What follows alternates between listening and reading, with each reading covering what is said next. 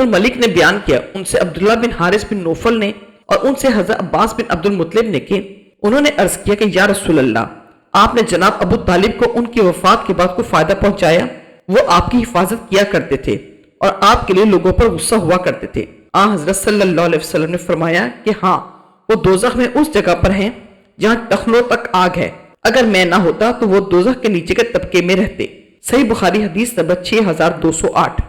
یحییٰ بن عروہ نے خبر دی، انہوں نے عروہ سے سنا اور انہوں نے کہا کہ حضرت عائشہ رضی اللہ عنہا نے بیان کیا کہ کچھ لوگوں نے رسول اللہ صلی اللہ علیہ وسلم سے کہنوں کے بارے میں پوچھا۔ حضرت صلی اللہ علیہ وسلم نے ان سے فرمایا کہ ان کی پیشن گوئیوں کی کوئی حیثیت نہیں۔ صحابہ نے عرض کیا یا رسول اللہ، لیکن وہ بعض وقت ایسی باتیں کرتے ہیں جو صحیح ثابت ہوتی ہیں۔ حضرت صلی اللہ علیہ وسلم نے فرمایا کہ وہ بات سچی بات ہوتی ہے جسے جن فرشتوں سے سن کر اڑا لیتا ہے اور پھر اسے اپنے ولی کاہن کے کان میں مرغ کی آواز کی طرح ڈالتا ہے، اس کے بعد کاہن اس ایک سچی بات میں 100 سے زیادہ جھوٹ ملا دیتے ہیں۔ صحیح بخاری حدیث نمبر 6213۔ ابن عباس رضی اللہ عنہ نے بیان کیا کہ میں نے ایک رات میمونہ خالہ کے گھر گزاری، نبی کریم صلی اللہ علیہ وسلم بھی اس رات وہیں ٹھہرے ہوئے تھے۔ جب رات کا آخری تہائی حصہ ہوا یا اس کا بعض حصہ رہ گیا تو حضرت صلی اللہ علیہ وسلم اٹھ بیٹھے اور آسمان کی طرف دیکھا، پھر اس آیت کی تلاوت کی، بلا شبہ آسمان کی اور زمین کی پیدائش میں اور دن اور رات کے بدلتے رہنے میں عقل والوں کے لیے نشانیاں ہیں۔ صحیح بخاری حدیث نمبر 6215۔ حضرت علی رضی اللہ عنہ نے بیان فرمایا کہ نبی کریم صلی اللہ علیہ وسلم کے ساتھ ایک جنازے میں شریک تھا۔ حضرت صلی اللہ علیہ وسلم کے ہاتھ میں ایک چھڑی تھی، اس کو آپ زمین پر مار رہے تھے۔ پھر آپ نے فرمایا تم میں کوئی ایسا نہیں ہے جس کا جنت یا دوزخ کا ٹھکانہ طے نہ ہو چکا ہو۔ صحابہ نے عرض کیا پھر کیوں نہ ہم اس پر بھروسہ کر لیں؟ حضرت صلی اللہ علیہ وسلم نے فرمایا عمل کرتے رہو، کیونکہ ہر شخص جس ٹھکانے کے لیے پیدا کیا گیا ہے اس کو ویسی ہی توفیق دی جائے گی، جیسا قرآن شریف کے سورہ واللیل میں ہے کہ جس نے اللہ کے لیے خیرات کی اور اللہ تعالیٰ سے ڈرا آخر تک۔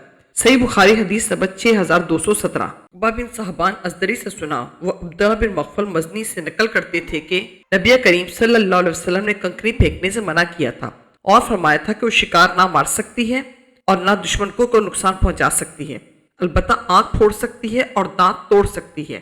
صحیح بخاری حدیث نمبر 6220۔ سید مقبری نے بیان کیا ان سے ان کے والد نے اور ان سے حضرت ابو ہریرہ رضی اللہ عنہ نے کہ اور ان سے نبی کریم صلی اللہ علیہ وسلم نے فرمایا کہ اللہ تعالیٰ چھینک کو پسند کرتا ہے اور جمائی کو ناپسند کرتا ہے، اس لیے جب تم میں سے کوئی شخص چھینکے تو وہ الحمدللہ کہے، تو ہر مسلمان جو اسے سنے حق ہے کہ اس کا جواب یرحمک اللہ سے دے، لیکن جمائی شیطان کی طرف سے ہوتی ہے، اس لیے جہاں تک ہو سکے اسے روکے، کیونکہ جب وہ منہ کھول کر ہاں ہاں ہاں کرتا ہے تو شیطان اس پر ہنستا ہے۔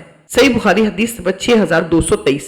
سلمان تیمی نے بیان کیا، کہا میں نے حضرت انس رضی اللہ عنہ سے سنا، انہوں نے بیان کیا کہ نبی کریم صلی اللہ علیہ وسلم کی موجودگی میں 2 آدمیوں نے چھینکا، لیکن حضرت صلی اللہ علیہ وسلم نے ان میں سے ایک کی چھینک پر یرحمک اللہ کہا اور دوسرے کے چھینک پر نہیں کہا۔ اس پر دوسرا شخص بولا کہ یا رسول اللہ، آپ نے ان کی چھینک پر یرحمک اللہ فرمایا لیکن میری چھینک پر نہیں فرمایا۔ حضرت صلی اللہ علیہ وسلم نے فرمایا کہ انہوں نے الحمدللہ کہا تھا اور تم نے نہیں کہا تھا۔ صحیح بخاری حدیث نمبر 6225۔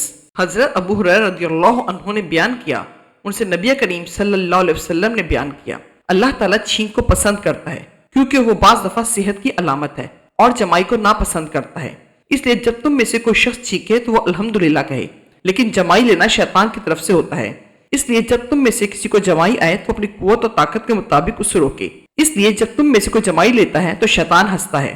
صحیح بخاری حدیث نمبر 6226۔